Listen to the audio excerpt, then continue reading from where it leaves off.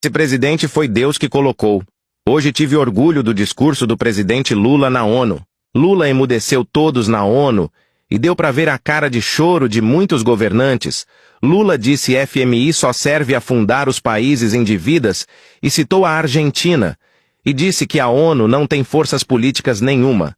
Serviu para criar o Estado de Israel, mas não tem forças para criar o Estado palestino e não força para resolver a miséria do mundo. O país rico fica mais rico e o país pobre mais pobre. Não vim aqui para falar somente da Amazônia.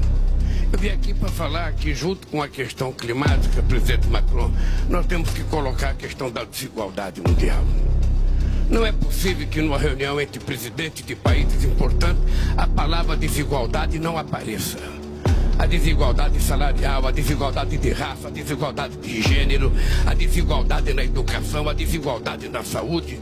Ou seja, nós somos um mundo cada vez mais desigual e cada vez mais a riqueza está concentrada na mão de menos gente e a pobreza concentrada na mão de mais gente. Se nós não discutirmos essa questão da desigualdade, e se a gente não colocar isso com tanta prioridade quanto a questão climática, ou seja, a gente pode ter um clima muito bom e o povo continuar morrendo de fome em vários países do mundo. Não é só na África não, é na América Latina, no Brasil. Quando eu fui presidente da República do Brasil de 2003 a 2010 e a presidenta Dilma de 2010 a 2016, a ONU reconheceu que o Brasil tinha saído do mapa da fome. Naquela época a gente tinha feito com que 36 milhões de pessoas saíssem da miséria absoluta e 40 milhões de pessoas atendessem a um poder de compra de classe média. 13 anos depois eu volto à presidência da República do Brasil e outra vez 33 milhões de pessoas estão passando fome.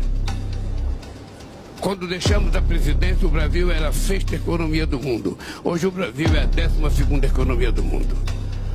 Ou seja, o país andou para trás, como muitos outros países andam para trás.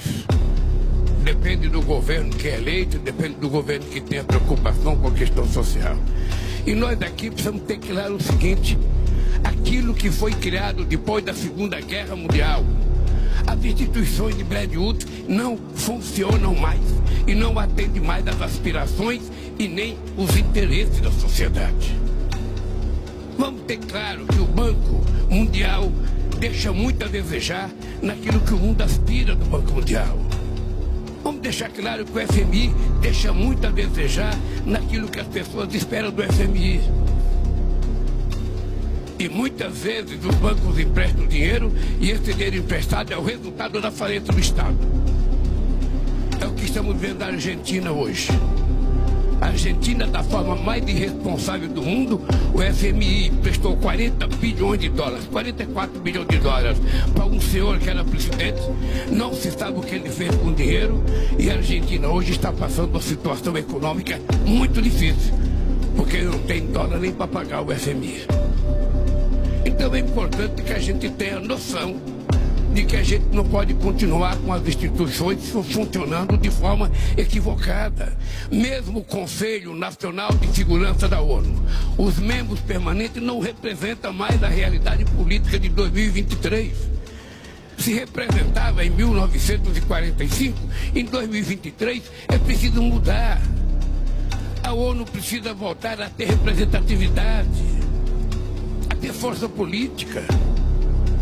A ONU foi capaz de criar o Estado de Israel em 48 e não é capaz de resolver o problema da ocupação do Estado palestino. Então, se nós não mudarmos essas instituições, a questão climática vira uma brincadeira. E por que vira uma brincadeira? Quem é que vai cumprir as decisões emanadas dos fóruns que nós fazemos? É o Estado Nacional? Vamos ser francos, quem é que cumpriu o protocolo de Kyoto?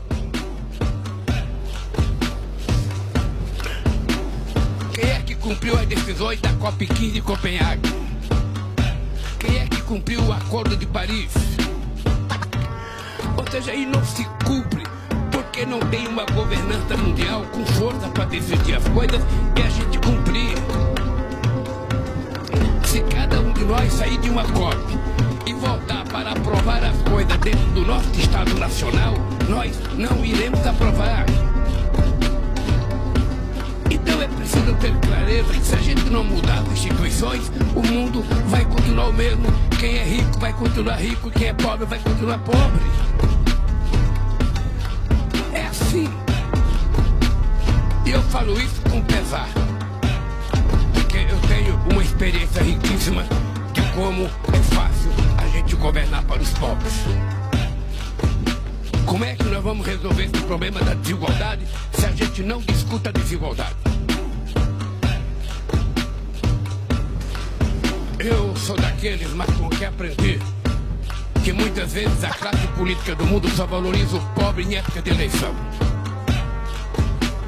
Em época de eleição, o pobre é o patrimônio mais importante de um país. Depois das eleições, o pobre é esquecido e a vida segue.